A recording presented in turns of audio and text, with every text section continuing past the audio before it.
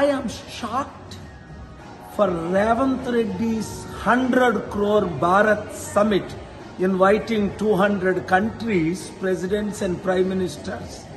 Not one came, not one billionaire out of 3,000 billionaires.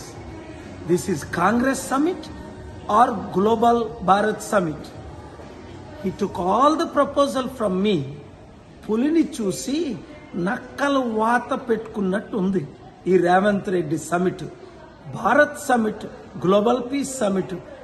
నేను global peace summit పెడతానంటే ఒప్పుకొని బిలియనీర్స్ని, ప్రెసిడెంట్ని, prime మినిస్టర్ని తీసుకొద్దామని ఈ మధ్యన సల్మాన్ ఖుర్షీద్ కూడా నన్ను ఢిల్లీలో హోటల్లో కలిశారు.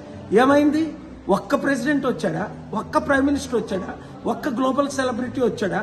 3,000 మంది బిలియనీర్లో ఒక్క బిలియనీర్ వచ్చాడా? ఒక్క కంపెనీ వచ్చిందా? అంటే వీళ్ళు కాంగ్రెస్ షో చేసుకోవడం.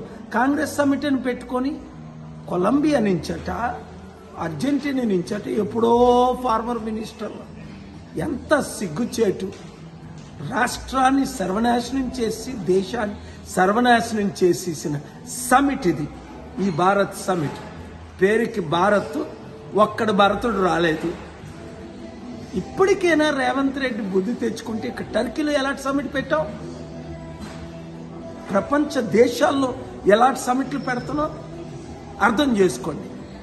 మార్పు రావాలి. ఆ మార్పు మనమే తేవాలి.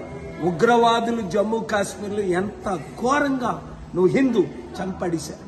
కనుక శాంతి రావాలన్నా, గ్లోబల్ పీస్ రావాలన్నా, ఇన్వెస్ట్మెంట్స్ రావాలన్నా పాలన రావాలి, పాలన మారాలి. మీ అందరూ కమిటీలు వేయాలి.